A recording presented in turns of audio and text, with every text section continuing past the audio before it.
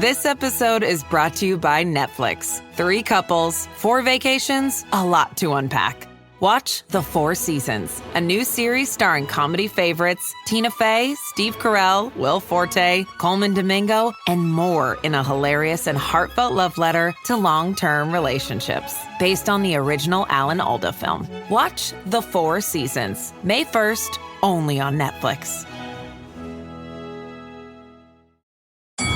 Saturday presents, in the red corner, the undisputed, undefeated Weed Whacker Guy.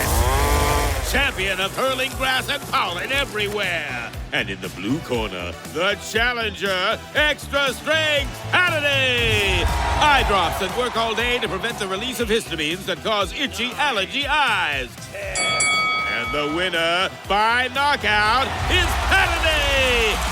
Saturday, bring it on. This episode is brought to you by LifeLock. Not everyone is careful with your personal information, which might explain why there's a victim of identity theft every 5 seconds in the US. Fortunately, there's LifeLock. LifeLock monitors hundreds of millions of data points a second for threats to your identity. If your identity is stolen, a US-based restoration specialist will fix it, guaranteed, or your money back. Save up to 40% your first year by visiting lifelock.com/podcast. Terms apply.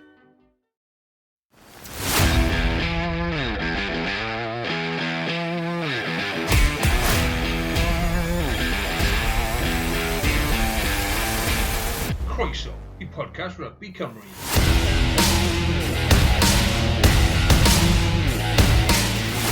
Helo, siwmai a chroeso I benod arall o bodlediad Rygbi Cymru. A mae'n ddiwrnod arbennig iawn. Nid yn unig tra bod ni'n recordio mae'r haul yn gwenu, ond mae'r 3 aelod o'r panel hefyd yn gwenu ar ôl i bob rhanbarth oedd yn medru ennill, neu'r nifer fwyaf o'r rhanbarth oedd yn medru ennill wneud hynny dros y penwythnos. Dwi'n falch iawn I gael dweud bod ni'n cael cwmni Nick a Andrew. Siwmai, boys, siwr I chi'ch doi yr wythnos yma? Da, diolch, hapus iawn ar ôl y penwythnos. Dwi'n hapus hefyd. Dwi'n hapus hefyd efo'r tywydd yn braf, so great. Mae'n win-win all around. Ond wrth gwrs, oedd hi am benwythnos tyngedfennol falle I gobeithio o'r rhanbarthau o gyrraedd y gêm ail gyfle. Taith iddi Affrica I orffen y tymor yn gwynebu'r 4 rhanbarth. A mae'n anhygol meddwl ar ôl 16 wythnos.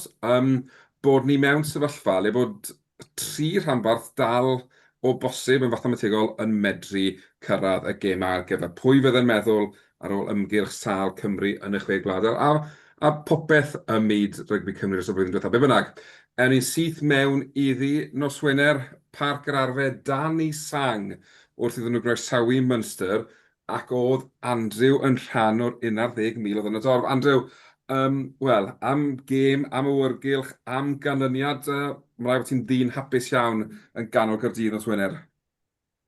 Sicr. O'n i ddim yn disgwyl ennill pryd ni'n mynd mewn, wastad yn fel gobeithiol.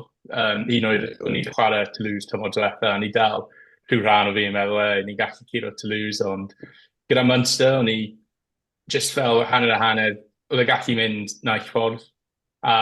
Just mor hapus I ennill, y ffordd wnaeth ni ennill, ni really di ffrontio lan, ac yn wedig tuag at y diwedd, oedd o'n edrych fel falle, oedd Munster yn gallu creu rhywbeth, ond o'n i just di performio'n really dda yn wedig amddiffynol. So awyrgylch clas, o'n i, fi dal yn hapus rhyw bron wythnos ar ôl. Na, gallai gredu. A Nick, fel, dwi'n siŵr o ti fel fi'n gwylio fo ar y teledu, faint mor bwysig ynghyd destun popeth sydd wedi digwydd I Gaerdydd dros yr wythnosau diwethaf? Faint mor bwysig oedd hi bod nhw ddim yn unig yn rhoi perfformiad fel hyn yn ei gêm ola adre, ond bod nhw'n gallu dod bant ar fuddigoliaeth na'n erbyn tîm fel Munster? Mae jyst dangos, dyn ni dal yma fel tîm yn Gymru a bendant I Gaerdydd. Gêm hanfodol, ennill i'r Gaerdydd yn erbyn Tor Fawr a Swnllyd. So mae'n braf I gweld hynna yn Cymru, yndi? Yn sicr, fi'n credu yn wedig ar ôl I Gaerdydd yr wythnosau diwethaf, ond I rygbi Nghymru'n gyffredinol, ers cwpan y byd ers y golled erbyn ers y golled erbyn yr ariannu'n, does dim lot i mynd yn iawn i rygbi yng Nghymru. Mae wedi bod yn 19 mis caled. A wedyn, oedd gweld y chwaraewyr yn rhoi gymaint i gêm. Wel, a falle bod yn onest, oedd neb lot yn disgwyl Gaerdydd i ennill, achos dyn ni'n mynd draddodiadol fel rhanbarthau'n gwneud yn dda erbyn tîm o Ddiwerddon. Ond fi'n credu, fel o ti Andrew'n sôn, oedd y ffordd nhw'n ffront o lan, oedd e jyst yn wych i weld. A yr un hen ddadl, tasau'r tîmodd Cymru di chwarae bob penwythnos, fel iddyn nhw chwarae penwythnos diwetha, byddwn ni ddim yn cael dadl am oedden nhw'n gorffen yr wyth ucha. Byddwn ni'n gorffen ble'n yr wyth ucha maen nhw'n gorffen. Ond o ran safbwynt Gaerdydd nawr, Andrew, dwi'n cymryd bod ti'n dawel ffyddiog falle bod yr wyth ucha o fewn gafel, neu dwi'n gweud gormod fyna? Mae elfen o fi wir yn credu bod yn posib nawr rhyw 2 neu 3 fis yn ôl. Ni wir ddim yn meddwl oedd siawns, ond mae dal yn mynd i bod her enfawr mynd lawr i De Affrica, ceisio hyd yn oed ennill un gêm, ond trio cael pwyntiau yw'r peth pwysica, trio cael ceisiau, trio cael 4 cais o leia mewn pob gêm, a trio bod o fewn y gêm, hwnna'n peth pwysica. Gêm gyntaf yw'r Bulls, a sa'n siŵr be i ddisgwyl chwarae yn altitude, ond mae'n mynd i bod yn her dda i chwaraewyr. Mae siawns nawr gyda nhw, mae'n dwylo nhw i fod yn onest. Felly, fi'n siŵr o fod meddwl, os yn chwarae ni fel ni wedi chwarae nos Wener, fi'n wir gobeithio. Un peth amlwg, Nick, sy'n mynd o blaid Gaerdydd, yw maen nhw'n dîm sy'n sgorio ceisiau, maen nhw'n dîm sy'n eisiau chwarae rygbi. Efallai na fydden nhw'n ennill gêm yn De Affrica, ond bod nhw'n gallu sgorio 4 cais yn y 2 gêm, 48 pwynt. Bydden ni'n meddwl, bydden nhw bron a fod yn garantid 8 ucha, a bydden nhw'n anlwcus iawn falle, a fel mae tymor di mynd i beido orffen yr 8 ucha o fan hyn. Dwi'n cytuno. Os nhw'n cael rhywbeth allan o'r 2 gêm yna, dwi'n disgwyl nhw'n mynd trwad i'r uwch yr 8 uchaf. Maen nhw clinical di'r Caerdydd, dwi'n meddwl di gair, ond am diffyn wedi gwella hefyd. Oedd Falatau yn hygol. Ond fel pawb yn y tîm oedd chwarae'n dda. So felly, dwi'n meddwl mynd i'r De Affrica efo chydig bach o hyder a cael rhywbeth allan o'r taith. Mae'n anhygol, ti'n sôn am Falatau fyna, a bob tro mae rhywun yn meddwl, a dyw e falle wedi mynd dros, a dyw dyddiau gorau'r rygbi fe drosol, a dyw ni'n dechrau gweld y diwedd, mae'n rhoi perfformiad fel gwnaeth yn erbyn Munster. A mae'n atgoffa ni i beido byth reit o fe bant. Mae'n chwarae fel wythwr sy'n ar one-man mission i fod ar awyren i Australia yr haf. Wrth gwrs, mae lot o waith yn ei gyrraedd fyny, ond mae cael rhywun fel Falatau yn arwen o'r blaen yn gymaint o hwb i'r chwaraewyr ifanc a hefyd i'r dorf. Mae fe'n codi'r holl beth, a mae jyst yn rhoi'r extra 10% na falle sydd angen ar chwaraewyr i gael buddigoliaeth yn erbyn tîm fel Munster. Bendant. Sorry, Nick. Na, jyst dweud, hefyd, pob clod i'r tîm yr hyfforddwyr. Dwi'n gallu weld cynnig ar y ffordd, maen nhw wedi cymryd cam ymlaen fel tîm, a pob clod i'r hyfforddwyr hefyd, sydd wedi trefnu hwnna. Odi, wrth gwrs, mae wedi bod yn gyfnod anodd i'r hyfforddwyr gyda Matt Sherratt yn cymryd swydd Cymru. Mae wedi bod lot o chop and change fyny hefyd. A mae rhaid ni gofio, dwi'n mynd credu bod Gaerdydd i ennill gêm yn mis Ionawr a mis Chwefror. Felly mae'r ffaith maen nhw wedi troi hwn i gyd o gwmpas. A o'n i'n hynod o fawr. Dwi'n mynd gwybod os ti Andrew yn gallu gweld le o ti yn parc yr arfe, ond oedd y camerau'r teledu yn dangos Sherratt yn dathlu ar ddiwedd y gêm, a faint oedd yn amlwg yn ei olygu iddo fe. A fi'n credu yn rhy aml mae hyfforddwyr, maen nhw'n cael i hyfforddi i fod yn robotic a ddim ddim dangos gormod o emosiwn, ond oedd honna'n meddwl lot i siarad. A da iawn fe am ddangos faint oedd yn ei olygu iddo fe hefyd.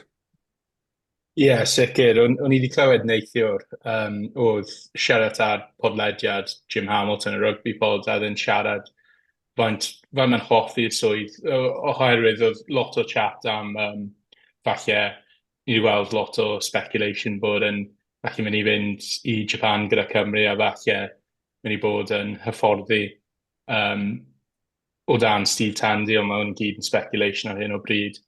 Ond ie, mae'n glir bod e'n mwynhau y swydd, a can cofio sut oedd e wedi dod mewn i'r swydd oedd gwrdd da young di gadael, a fe bach yn just it was one man for himself yn reiddiol, a mae wir di cymryd y siawns, a fi'n hapus iawn gyda sut mae wedi datblygu'r tîm, a mae'n tîm fi'n wir yn mwynhau cefnogi, a sa'n i gallu dweud yna yn y gorffennol.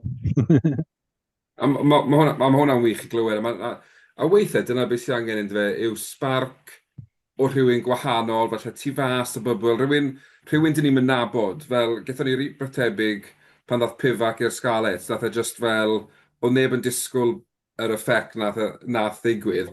A fi'n credu, ni'n gweld hwnna'n Gaerdydd nawr, mae'n teimlo fel bod Sherrod i ffindo'r fformula sy'n gweithio iddo fe ac i'r chwaraewyr, a maen nhw nawr yn pigo buddigolaethau lan, felly, o'n nhw ddim yn gwneud tymor diwetha a ddim wedi gwneud mewn tymhorau cynt. Felly, os gallen nhw gadw fi'n credu bydd Gaerdydd yn brwydro am yr wyth ucha dros y tymor nesaf. Yn amlwg, mae gyd yn dibynnu ar beth sy'n digwydd gyda materion oddi ar y cae, ond gobeithio gallen ni gael ei sorto, bod ni yn gweld tîmoedd o Gymru yn brwydro am yr wyth ucha yn dymhorol, hydrach am ei flash in the pan i lenni, really, ynddo fe? A gobeithio fydd y mwy o arian, dwi'n sicr am Gaerdydd, ond y lleill, bydd yr mwy o arian, wel, gobeithio clywed mae'r mwy o chwaraewr efo o safon yn uwchnegu i'r carfan am blwyddyn nesaf. Yn sicr. Ac wrth gwrs, sôn am arian fyna, mae adeg hyn o'r tymor le ni'n gweld y tîm oedd yn cyhoeddi pwy sy'n gadael. Gaerdydd ddim wedi cyhoeddi y rhestr eto, yn ddealladwy'n yn egluro'r cefnogwyr a'r gwefannau cymdeithasol yn sgil popeth ddigwyddodd, bod nhw ddim eisiau rhyddhau y rhestr eto. Andrew, ambell i enw yn cael ei dafio gwmpas fel sydd yn gyffredin yn y wasg. Unrhyw enw ti wedi gweld beth ti'n siomedig i weld nhw'n gadael, neu wyt ti'n deall falle'r enwau sy'n cael ei sôn am bod nhw'n gadael? Ie, fi sicr yn deall, fel, yn unig rhai ni'n gwybod sy'n gadael ar hyn o bryd yw Rhys Litterick a Thomas Young, a mae Rhys Litterick eisiau chwarae rygbi rhyngwladol, fi'n meddwl mae hwnna'n bwriad yw mynd lan i'r Alban, chwarae Caeredin, so deall hwnna, hefyd gyda Thomas Young, ni'n cael teim basiwn tymor nesaf, felly mae just bron yn swap fyna, a fi'n meddwl ni'n cael rhyw... Sa'n credu bod ni'n wella wrth cael basiwn, a mae Thomas Young wedi bod yn just awesome i ni dros y tymor diwetha, ond mae basiwn lot fwy ifanc na Thomas Young, felly fi'n deall byw bwriad Caerdydd o cael basiwn yn fyna. Ond ie, mae'n ambell enwau fel Evan Daniel a Ellis Bevan. Dwi'n yn siom, oherwydd maen nhw wedi dod trwy'r academy. Felly, chi eisiau dal arno chwaraewyr fel yna, ond eto fi'n deall, maen nhw ddim yn dechrau gemau ar hyn o bryd. Felly, os maen nhw'n mynd rhywun arall, yn wedig maen nhw'n aros yn Gymru yn ôl pob sôn. Felly, os maen nhw'n ceisio cael rhyw profiadau rhyngwladol, fi'n sicr deall. Ie, fel ni'n sôn, dim rhestr cadarnhaol eto, ond sioedd yn y wasg. Felly, symud ni'n ymlaen i ddydd Sadwrn nawr, a Nick, dechreuad reit araf i'r gwelch, ffi'n dweud 10 i ddim lawr, ond yna shackles yn dod i ffwrdd yn wedig yn rhael hanner a yn rhedeg yn wyllt. Ie, gêm agos yn y chwarter cyntaf, yn y hanner awr cyntaf, ond erbyn hanner amser, byddwch chi'n gallu weld Gwylch yn dechrau roed y stamp ar y gêm, ac yn yr ail hanner y gwylch yn clinicol, a wir wedi mynd ar y brig. A cael dipyn o hwyl yn ceisiau yn y diwedd. 9 cais i 3. Ffordd ar iawn i Adam Beard i ddarfod gyrfa gyda'r tîm. So felly, a mae o wedi bod yn gywir, yn gret i'r gwylch. A dyn nhw'n mynd i methu o yn bendant, ond methu cwyno, ni'n crafu fyny unfed ar 10 rwan yn y cynger.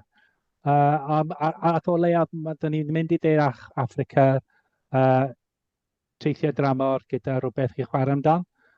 A rhywbeth i cynogwyr yn y stadiwm i dathlu y gêm olaf am y tymor adre. Ac hefyd, pob clod i'r dorf yn troi fyny pan oedd Dan Lydiat, un o'r gywir, un o'r gorau Cymru, a path o mynd i ffwrdd cael standing ovation, a hwnna oedd rhywbeth dda. So dwi'n meddwl rwan, dwi'n edrych ymlaen i'r diwedd y tymor, a gan i weld lle dyn ni cyrraedd yn diwedd y tymor. Gael mynd yn ôl at rhywbeth wedi codi wythnos diwetha, a thi sôn am yr ffordd mae'r gwylch wedi mynd a dewis y tîm yn chwarae yn Parc y Scarlett yn yr cynger. Pan dwi'n edrych yn ôl, dwi'n fod meddwl am hwn, os di'r gwylch ddim yn cyrraedd yn yr uwch, yn yr 8 uchaf, dwi'n meddwl y gêm heb pwysig oedd y gêm cyntaf, colli, yn injury time yn erbyn y dreigiau. Dim cael dim byd allan o'r dydd y far yn erbyn Gaerdydd, ac hefyd colli yn yr Eidal yn erbyn Zebra. Dwi'n gobeithio dim ond nhw'n dod yn ôl a edrych yn ôl wedyn dweud ond i fi, hynna'r hynny o'r gêm, dyn ni wedi gallu meddwl mi should have done better.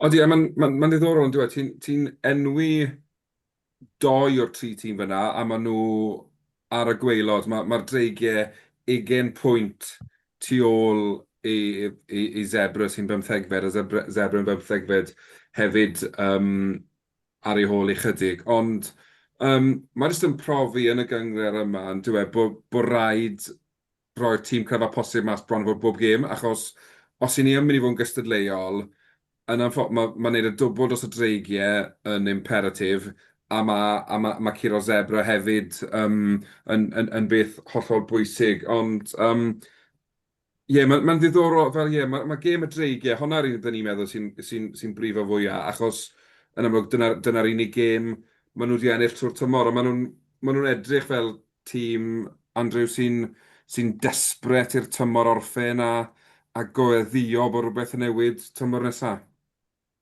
Ie, yn sicr, fi wir yn teimlo i cefnogwyr y dreigiau hefyd wedi bod fel un am blynyddoedd. Does ddim wedi bod lot i fod yn hapus amdano.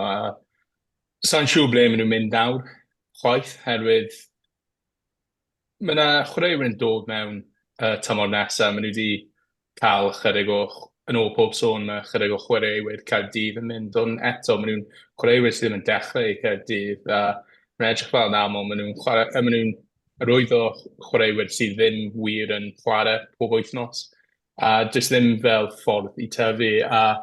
Enwedig, os chi'n ystyried sut nath Dair Flanagan gadael, maen nhw heb di wella lot o gwbl o dan tir. A chwarae teg, mae tir heb di cael siawns i rili wneud unrhyw beth. Ond chi angen meddwl mae yna rhywbeth angen newid, rhywbeth o chwildro bron tymor nesaf, os mae pethau ddim yn newid, hefyd mae wedi bod fel yn am blynyddoedd nawr, a mae jyst ddim yn edrych fel mae'n mynd i wella. Na, dyna'r peth yn dweud, fel byddwn ni'n oer gwylch mewn eiliad, Nick, ond fel mae bob tymor, neu bob haf, ni'n clywed y dreigiau, ni wedi arwyddo'r chwaraewr hyn, ni wedi arwyddo'r chwaraewr na. Yn amffodus, maen nhw'n arwyddo chwaraewyr sy'n naill llai falle past their best, neu'n arwyddo nhw wedi anafu, a dyn nhw ddim yn holliach am gyfnodau hir yn y tymor. Wedyn, maen nhw'n gwario rhan helaeth o budget a chwaraewyr sydd ddim ar gael i'w dewis. Ac yn anffodus nawr, be ni'n gweld yw tîm sy'n ymhell ar reoli. Dyn nhw ddim yn agos i hyd yn oed zebra bellach. Ni'n edrych, odyn nhw'n sgorio fwy o bwyntiau na zebra dros y tymor, ond maen nhw wedi ildio 130 yn fwy. Mae hwnna bron o fod yn 8 pwynt y gêm yn fwy na zebra. Maen nhw'n ildio wedyn. Dwi ddim yn gwybod beth yw'r ateb i'r dreigiau, ond efallai bod angen iddo stopio rwydd o chwaraewyr a trial cael y fforddwr mewn profiadol, hen ben, sydd felly mynd i gostio chydig fwy, ond fe ddaw a canlyniadau, achos dy'r cefnogwyr, dyn nhw'n poeni fel mae Dreigiau'n ennill, maen nhw'n desbryd i weld y Dreigiau'n ennill, a fi'n credu mae rygbi Nghymru'n desbryd i weld y Dreigiau'n ennill ar un o bryd. Ia, dwi'n cytuno. Mae fel chdi, mae eisiau gwario chydig bach o bres ar tîm y fforddi. Hefyd, cael gwared o Dai Flanagan, mae nhw un yn lai yn y tîm, herwydd tia, oedd o amddiffyn, yn oedd, y ffordd o amddiffyn. So pwy sy'n neud hwnna rwan? Ond hefyd, maen nhw wedi penodi'r hyfforddwr amddiffyn fel prif hyfforddwr, ond oedd ddim yn ei swydd gwych fel hyfforddwr amddiffyn, achos maen nhw wedi bod yn shipo pwyntiau left, right and centre. Wedyn, y flip side o hwnna, yw mae ni Mark Jones, hyfforddwr ifanc o Gymru, sydd wedi bod i Seland Newydd, sydd wedi bod i Loegr, sydd wedi dysgu grefft, a hyd yn oed yn gweithio dan Toby Booth, oedd yn dysgu wrth rhywun established, sydd wedi gwneud swydd da o fewn rygbi ym Mhryden, a mae fe bron o fod wedi bod yn transition naturiol. A nath gweilch newid i prif ffordd nhw'n ystod y tymor, ond mae da ni nhw nawr yn brwydro mor wyth ucha, a dyma da ni'r dreigiau 29 pwynt yn llai na'r gweilch yn y tabl, a 6 buddigoliaeth yn llai. Dwi'n gwneud synnwyr rili. Nawr Nick, ti'n mynd i Africa, newn ni, wyt ti'n ffyddiog, beth sy'n angen, os angen 2 buddigoliaeth? Dyn ni lwcus pwy dyn ni chwarae, herwydd i fi, y tîm gorau o dde Africa yw y Bulls. Mae Stormers yn dod i fewn efo chydig o'r ffom, dechrau chwarae lot well, ond y Sharks di pedwerydd yn y cyngor. So mae hwnna'n gêm anodd iawn. Ond di Sharks ddim yn edrych fel tîm dda, ond maen nhw'n cael fel arfer, maen nhw'n just dod allan efo buddugoliaeth. So mae'n bwysig i ni cael rhywbeth allan o'r gêm cyntaf. Os ni cael rhywbeth allan o'r gêm cyntaf a ennill, dwi'n gallu weld ni mynd i'r gêm olaf i ennill yn efo'r llewyd, cos dwi'n meddwl mae tymor nhw bron yn drosodd rwan. So, a just y ffaith ni mynd i mewn i'r taith efo rhywbeth i chwarae amdan. Dyna'r peth yn fel, wel, yn sicr o pwynt ysgarles, unwaith gollon ni, unwaith ni just curo'r dreigiau yn dydd y farn, o'n i'n adamant ar y pod wrth yswyrth o'r tymor o'r ben, a bod ni'n cael 3 chwalfa, ond dyna'r peth yn fe, a ti'n sôn fyna bod dim byd ar llewod i chwarae am, os gall ysgarles neu ffafr ych chi a curo'r llewod, fydd i tymor nhw dros o be bynnag, a wedyn fydd dim byd yn nhw chwarae, wedyn fydd e'n sicr yn rhoi gobeith i chi, ond mae wedi bod yn dymor, wel, llwyddiannus i'r gwerch, da ti'n gweud, Nick? Andrew, beth ydych chi'n meddwl? Neu underachieveo falle? Fi'n meddwl chi angen ystyried y pethau gyda fel pryd oedd Toby Booth i cyhoeddi oedd yn gadael a wedyn gadael yn ystod y tymor.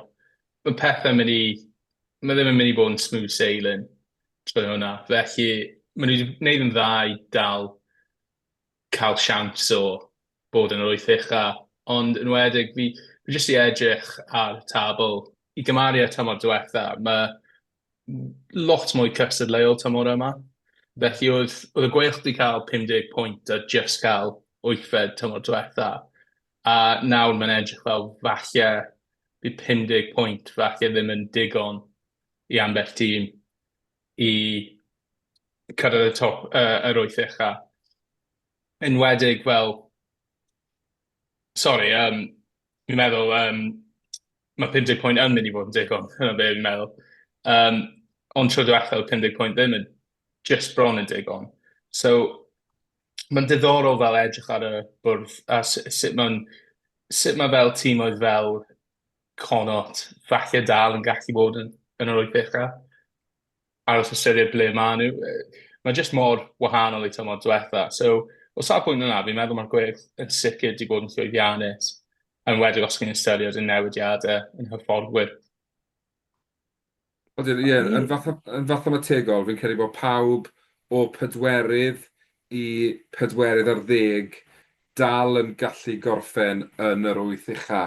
Odi, mae wedi bod yn glos. Ac o bosib, mae hwnna'n helpu tîmoedd Cymru, achos le'n y gorffennol, felly mae da ni 6 tîm sy'n rhedeg bant ar gemau, a di mae fel 10 tîm yn ffeit am ddoi safle. Mae'r ffaith bod Munster wedi stryglan, mae'r ffaith bod Ulster yn chwarae'n effernol, benna trwy'r tymor. Benetton yn ddim wedi bod cystel. Mae wedi rhoi yr hwb na falle i dîmoedd Cymru, so ddoli mae dan ni gobeith. Achos ar hyn o bryd, mae fwy o rhanbarthau Gymru yn y top, yn yr wyth ucha, na sydd o Iwerddon yr Eidal a'r Alban. Wedyn, felly bod pethau yn mynd yn wych i ni yn rhyngwladol, ond mae yna obeth o hyd yn rhanbarthol bod tymor am orffen yn llwyddiannus.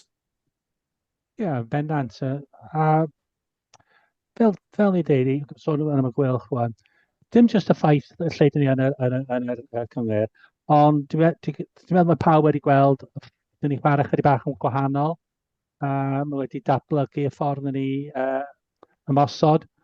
So fedri nhw mynd rwan, os dwi'n meddwl tymor rwan, cael chydig bach amser i ffwrdd a cael pre-season go iawn efo Mark Jones. Tiprig symud wedyn i ffordd amddiffyn.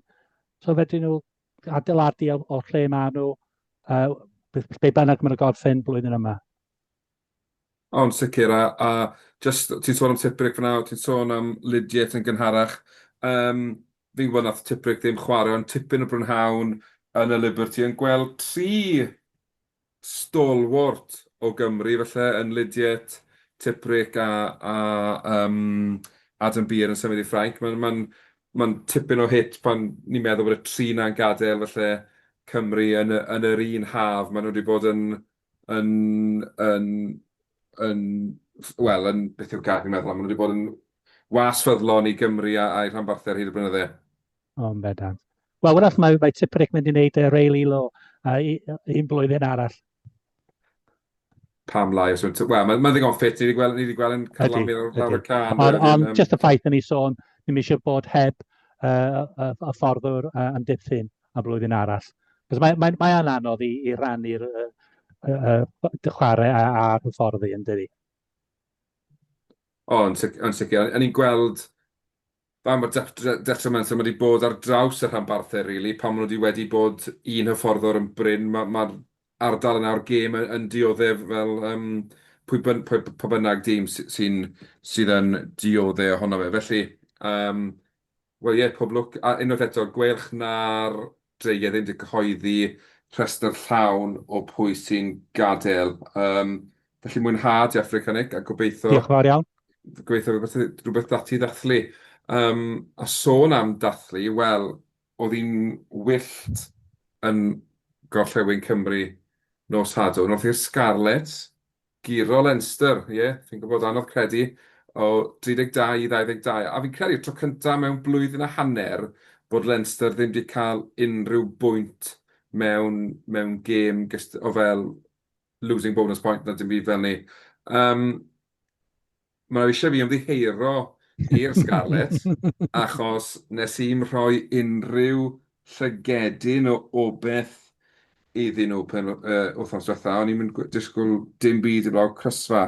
Ond bach fel Gaerdydd nos Wener, oedd e just fel o'n nhw gyd up for it a really moyn gadael i marc yn gêm adre ola'r tymor a fi'n peth gorau mae Gareth Davies di wneud yw ymddeol o'r rygbi rhyngwladol, achos mae jyst yn edrych fel chwaraewr gwahanol ar hyn o bryd. Mae box kicks dal yn dubious, ond Ar y cyfan, mae fe, mae gêm mae popeth o fel Henry Thomas yn taflu passes, Hepburn yn taflu passes, that's o'n anghyfreithlon i brops taflu, a oedd yn ymdrech carfan gyfan, a mae just unwaith eto na, mae di, mae'r gobeith na, bod ni'n gallu cyrraedd rwyth uchel os ni'n gallu cael rhywbeth yn De Affrica, anhygoel. Ie, gath tîm Plymty y gêm gorau dwi wedi weld y chwarae, a dangos beth mae o'n allu cynnig. Pyn o'n cael y paent o pethau sylfaeno, a peidio rhoi gormod o'r gicio cost yn ffwrdd. A mae'n o'n edrych dipyn o player nos Sadwrn lawr yn y gorllewin. Do, gath e un moment le nath e dacl hwyr neu shoulder back, neu nath e rhywbeth, a ni fel, na one free hit is stop nawr. A fi credu ar ôl hynny, nath e sort of sylweddoli, wel, lli beidio roi cicio cost bant. Achos ni yn y gêm ma. Dyna oedd yn foddhaol i weld, o'n i'n meddwl, oedd bod Leinster yn bygwth yn ôl mewn i'r gêm, bob tro Scarlett yn sgorio, oedd Leinster yn lawr o sgorio yn syth ar ôl ni. Oedd rhywbeth yn gweud wrthai, oedd Scarlett jyst i weld, oedd ei pennen yn switched on, a ar ôl 70 munud o'n i dal yn meddwl yn ei golli, o'n nhw'n gryf yn amddiffynol, o'n nhw'n mynd weld fel bod nhw'n moyn gadael Leinster sgorio pwyntiau hawdd, achos dyna ma'n gwneud mor aml yw sgorio pwyntiau hawdd, ond camgymeriadau Scarlett helpodd Leinster, o'n i'n meddwl, fel uned amddiffyn, o'n nhw'n dda iawn o Sadwrn. Sicr. Sorry. Sorry. Ges i ddim y siawns i gwylio'r gêm, o'n i'n brysur trwy gydol di Sadwrn, ond o'n i'n cadw golwg ar y sgôr. A o'n diddorol, fi'n meddwl mae Leinster yn tîm, mae pawb yn Cymru a falle pawb yn Ewrop yn mwynhau cysau, herwydd maen nhw jyst mor dda. So oedd e'n gret i weld Scarlett ennill, ond enwedig, o'n i'n siarad am teim Punji jyst nawr, fi'n meddwl sut wedi cymryd cais jyst mor dda. Fi'n disgwyl i weld ar y taith i Japan yn yr haf. Ond mae jyst mor dda i Scarlett rhoi gêm fel na ymlaen. Enwedig, nes i gwylio'r gêm y dreigiau dydd y fan, o'n i'n cytuno, o'n i ddim yn disgwyl lot o siawns i Scarlett di Sadwrn. Ond i just troi lan fel na, mae'n rhywbeth dda eto i'r cefnogwyr. Fel, mae'n i bod ambell gêm, mae'n ddim di bod yn hoff ohonyn nhw. Ond mae hwnna'n, just canlyniad gwych i rygbi yn Cymru yn gyfan gwbl. A braf hefyd i weld Wayne Peel yn dangos chydig bach o emotion ar ôl y gêm hefyd, cos oedd ddim arfer dangos llawer nac di, ond braf i weld o mor hapus efo'r buligoliaeth. Ond sicr, a fi'n credu maen nhw'n sylweddoli falle beth maen nhw yn llwyddo i wneud fel hyfforddwyr yng Nghymru. Fi'n cysau bang ymlaen ar un peth. Mae'r ffaith bod ni'n mynd i De Affrica gyda'r 3 tîm yn brwydro am rwyth ucha yn rhywbeth fi'n credu bydde regional fans mwyaf wynaid Cymru di'n meddwl bydde'n digwydd, really. Fel o'n i'n llythrenol ni'n gobeithio fydda ni un tîm yn y 10 ucha a fydde'r 3 arall falle 12fed i 15fed neu rhywbeth. O'n i ddim yn meddwl byddwn ni'n cyrraedd y pwynt hyn, le bod ni'n wirioneddol yn targedu 8 ucha. Fi'n credu mae'n wych i weld, ond wrth gwrs, mae rhaid ni nawr weld y 3 rhanbarth yn baco lan y buddugoliaethau yma dros benwythnos yn De Affrica. Fi'n gwybod bod yn her wahanol, ond mae sicr, mae'n rhoi llygedyn o beth i ni. A sôn Gareth Davies, faint mor eironig oedd bod e'n paso record Steph Evans am geisiau yn gêm ola adre Steph Evans. Mae fe ar y rhestr sydd wedi cael ei gyhoeddi'r Scarlett. Maen nhw wedi cyhoeddi pobl chwaraewr yn gadael. Lle mae Steph Evans yn un sy'n gadael, Sean Evans, Iwan Lloyd, wrth gwrs, sy'n gwybod yn mynd adre i Gaerdydd, Alex Craig yn symud i Glasgow. Dwi'n cymryd yn debyg i Rhys Litterick eisiau bod yn stalwart yng ngharfan yr Alban wedi mae chwarae wel, mae'n helpu ni Charlie Titcomb. Lot o sôn am y mas o'r ifanc, felly yn yr wyddod o Caerlir, Evan Jones a Ed Scragg.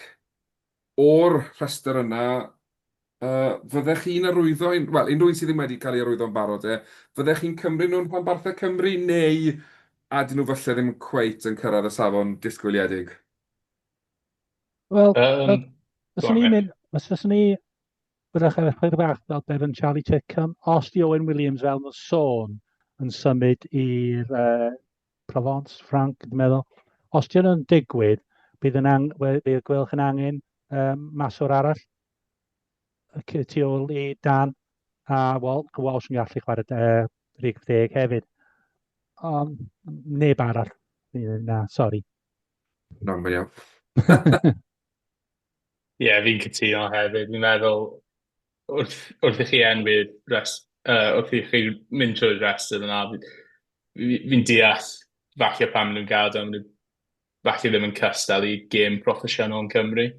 Chwaraewyr dda yn sicr fyna, ond rhai sydd di arwyddo cytundebau yn barod, maen nhw'n chwaraewyr gorau fyna o bellffordd. So, fi'n meddwl falle, deall yn sicr pam maen nhw wedi ryddhau ambell chwaraewyr fyna.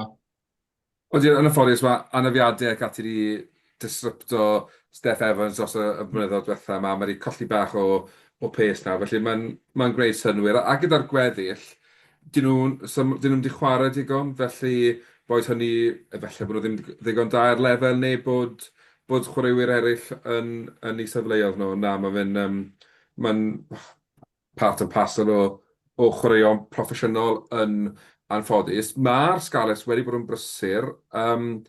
Jake Ball allan o ymddeoliad. Dwi'n gyffroes am hwn, ond fi'n fan enfawr o Jake Ball. Dwi'n gwybod beth chi'n meddwl o'r wyddor rhywun sydd wedi ymddeol o'r ail adran yn Japan. Ydyw yn bold move? Mae'n diddorol oherwydd mae'n fan favourite diwedd y dydd. So, fi'n meddwl mae'n rhywbeth dda i'r cefnogwyr. Yn wedyn, fi'n meddwl, siŵr o fod Jake yn mynd i joio dod nôl adre i llunelli. Felly, mae yna lot o chwaraewyr sy'n gallu chwarae yn yr awreng yn barod yn y Scarlets. Felly, mae'n just dda i gael enw fel Jake Ball. Mae wedi chwarae am ambell amser, ond un oed os mae'n chwarae hedyn ei 5 gêm tymor nesaf, mae'n mynd i fod yn meddwl awyrgylch dda yn y stadiwm os mae'n dod mlaen. Getting the band back together, Carwyn. Wel, dyna beth yw e. Ken Owens nesaf. Ie. Dyna beth yw e. Mae'n ddiddorol fi'n credu. Mae'n fel, dwi'n mynd credu bod yn ôl i chwarae 15 gêm mewn tymor. Dwi'n credu bod yn ôl.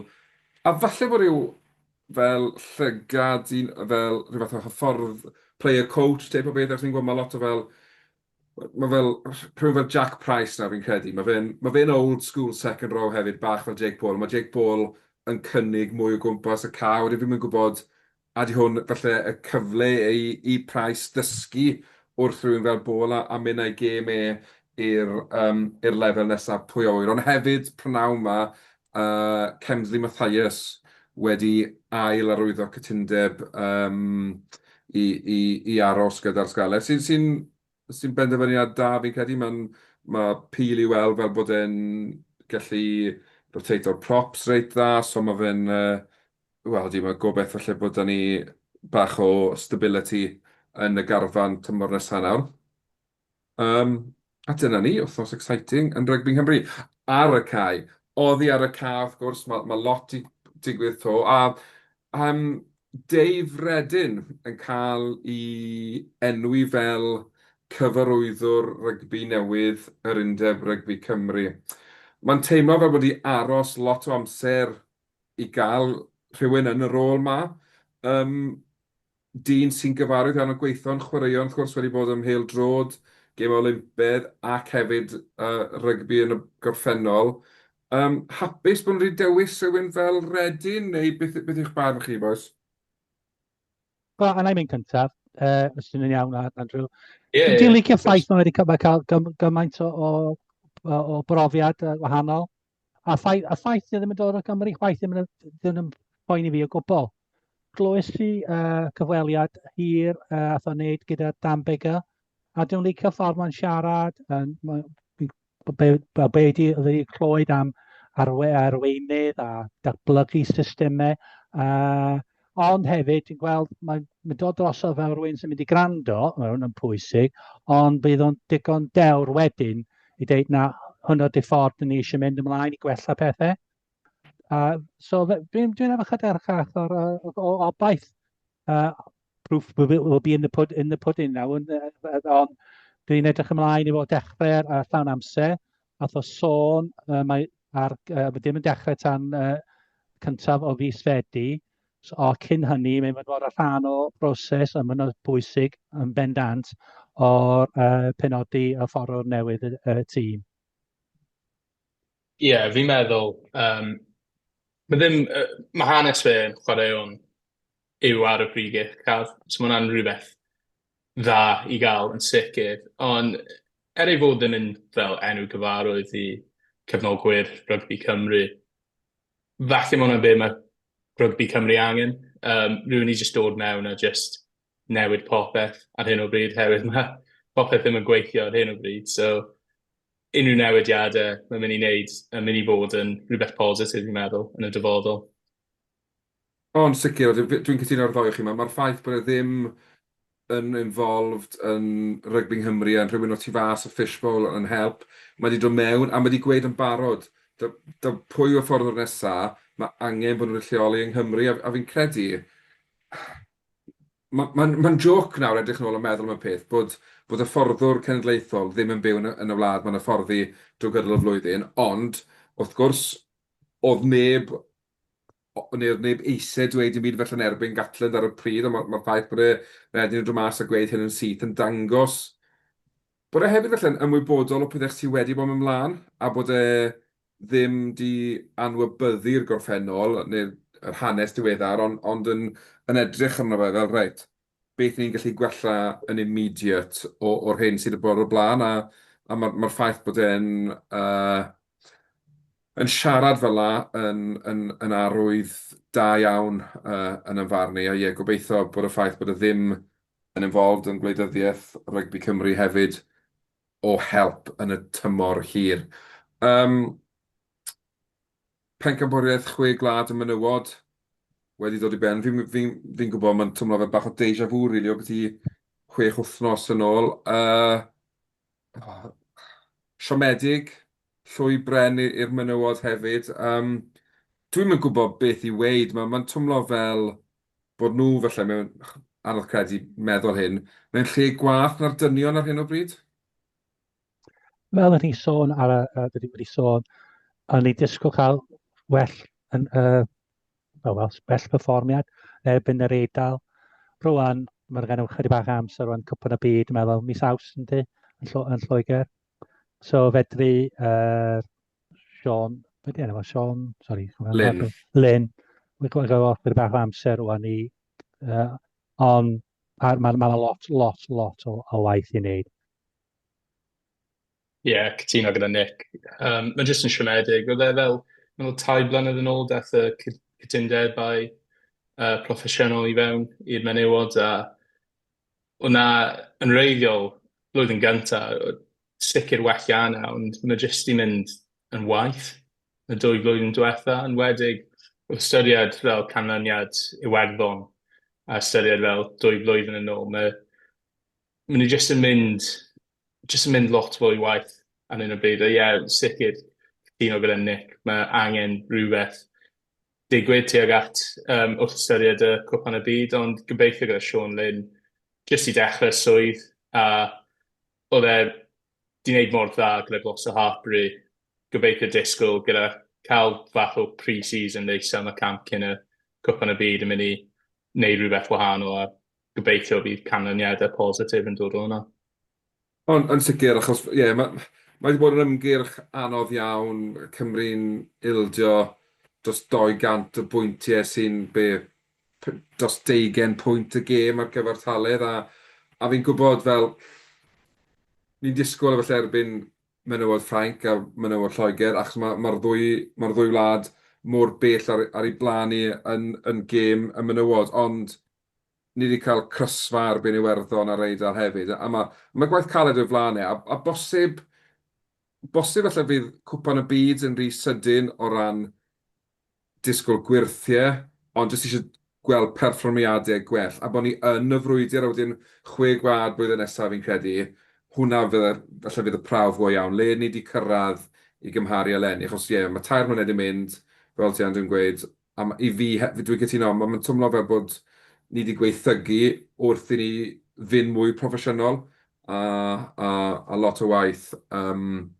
Lot o waith gyda nhw'n wneud fan ni hefyd. Reit, cyn bod ni'n gorffen, mae'n rownd yr 8 ola yn Super Rugby Cymru, a gewn ni bach o predictions, pwy ni'n meddwl sy'n mynd. Y Quins, wrth gwrs, wedi curo Rugby Gogledd Cymru yn y wild card penwythnos diwetha lan mae Carwyn, felly nhw yw'r 8fed tîm yn y rownd yr 8 ola. Wel, mae'r gêm gyntaf un enfawr. Caerdydd yn erbyn Pen y Bont. Daeth o ti Andrew gyntaf fel cefnogwr o rygbi'n Caerdydd. Wyt ti'n ffyddiog bod y brif ddinas yn mynd i gadw fynd tymor anhygol yn y gyngref? Gobeithio. Chwaraewyr dda yn chwarae Pen y Bont, so maen nhw ddim yn fel easy ride by any means, ond disgwyl wrth ystyried safle Caerdydd yn overall standings yn disgwyl buddigoliaeth dydd Sadwrn. Mae'n anodd i gweld Caerdydd colli adre yn hach yr arfer dydd Sadwrn. Dwi'n disgwyl Caerdydd ennill.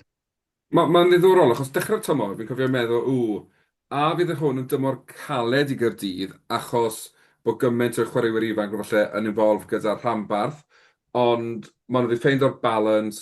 Fi'n credu mae Pen y Bont i bod yn well tîm adre na beth nhw oddi cartre, ond fi'n credu bydd gormod gyda Gaerdydd yn y tanc, a mae buddigoliaeth i'r tîm cartre fydd hi.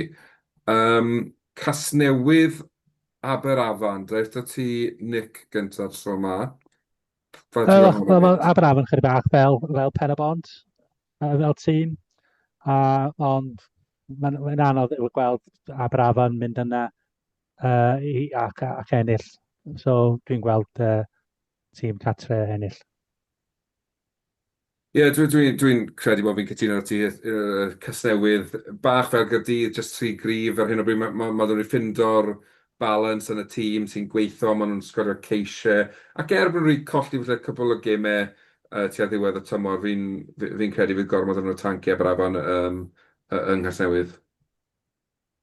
Fi'n cytuno hefyd. Fi'n nabod ambell chwaraewr sy'n chwarae Casnewydd, a mae diwylliant rili dda lawr fyna. So, enwedig, wrth ystyried gemau fel hyn, mae nhw wir yn mynd i bod lan amdano fe. So, sa'n weld Casnewydd yn colli gêm yna.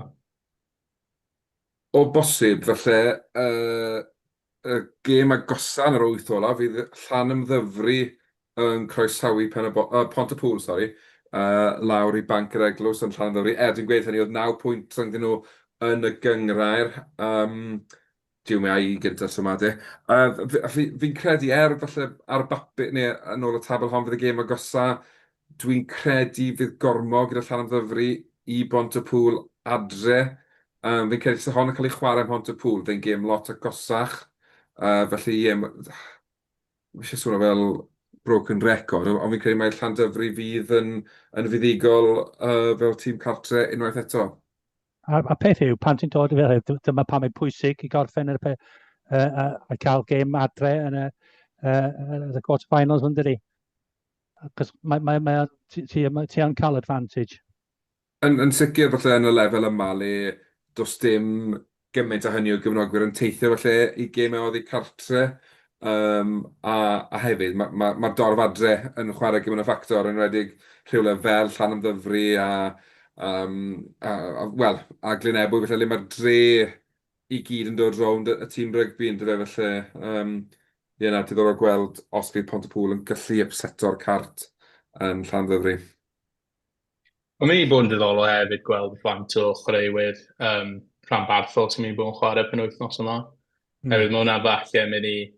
O'n i wedi gweld, meddwl, yn wythnos diwetha, oedd Steve Cummins i chwarae i Eryvale, yn credu. So, mae hwnna'n diddorol fel sut mae pethau fel yna'n digwydd. A sut fath o... Os mae hwnna'n mynd i wella chances ti, neu falle mae ddim.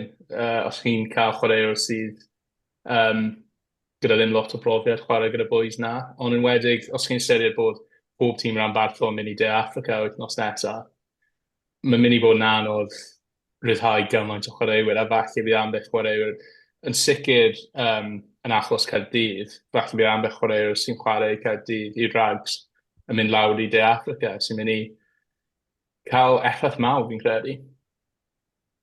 Ond, wrth gwrs, achos byddwn nhw'n gorfod teithio gyda carfannau mwy, gan bod nhw'n mynd mor bell a anafiadau wedi. Mae hwnna'n ffactor. Felly cael weld, mae'n falle bach o level playing field yn y SRC. Os fi'n credu mae'r tîm oedd ar y top wedi bod yn dda iawn, a falle mae'r chasing pack felly ddim gyda'r un quality felly i ddewis ohono fe yn eu carfannau nhw. Wedyn y rownd yr 8 ola yw Glynebwy yn erbyn Quins Gyfyrddin. Quins Gyfyrddin, wrth gwrs, wedi cael un buddigoliaeth ar y rhewl yn barod. Mae Carwyn a dyn nhw'n mynd i gallu baco hwnna lan gyda buddigoliaeth ar Eugene Cross. Mae'n fyny fel yr Anderson. Pwy sy'n ar gael? Os yna rai chwaraewyr o'r Scarlets ar gael, bydd nhw efo'r bach o obaith. Ond os nhw ddim efo'r chwaraewyr fel sydd wedi bod yn chwarae, dwi'n cofio pwy sydd wedi bod yn chwarae rwan, sori, ond mae rhai o Scarlets wedi bod yn chwarae. Os nhw ddim ar gael, dwi'n disgwyl y tîm a cartref ennill eto. Ie, fi'n meddwl ti'n gyda Nick, fi'n credu. Mae'n mynd i bod yn anodd i Glynebwy colli gêm fel yna. Eitha diddorol, dim ond 2 chwaraewr o'r Scarlets oedd yng ngharfan y Quins erbyn RGC, sy'n llai fi'n credu, maen nhw'n cael trwy gydol y tymor, fi'n credu maen nhw'n cael amla 3 neu 4. Felly, diddorol gweld beth digwydd, ond wrth gwrs, y tebygolrwydd yw, felly fydd llai ar gael penwythnos yma eto, ond wedi os travelling reserves ac ati, wedyn mae'n anodd gweld tîm cynta y Quins felly yn cael y goruchafiaeth yng Nghlynebwy, ond i fod yn wahanol, dwi am weid bod y Quins yn cael big win arall on the road. Ymddeiriadau'r Quins am jinxo nhw nawr. Felly, dyna ni, wythnos arall myd rygbi Cymru wedi dod i ben. Wythnos, lot hapusach nag oedden ni'n disgwyl. Fi'n credu, o pawb yn disgwyl bod ti Nick yn gwenu ar ôl curo dregiau. Dwi ddim yn sicr oedd Andrew na fi yn disgwyl bod yn gwenu gymaint ar ôl croesawu 2 o gewri Iwerddon i draw i Gymru. Felly, Nick, Andrew, unwaith eto, diolch yn fawr iawn i chi am eich cwmni. Diolch. Diolch yn fawr i chi gyd adre am wylio a gwrando. Nick, mwynhad i Affrica, gweidda digon, a gobeithio gei di weld buddigoliaeth i'r gweilch allan yna. A peidio wneud be oedd y Scopol dwi'n wneud. Ie. Os oes ni fel tio'r caj, mae fyna am rheswm. Ond na, diolch yn fawr i chi gyd, a fe welwn chi wap. Hwyl fawr. Hwyl fawr.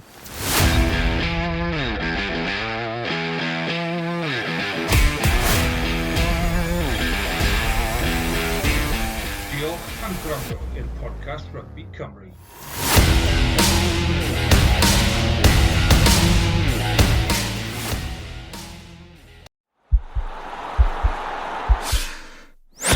This podcast is part of the Sports Social Podcast Network.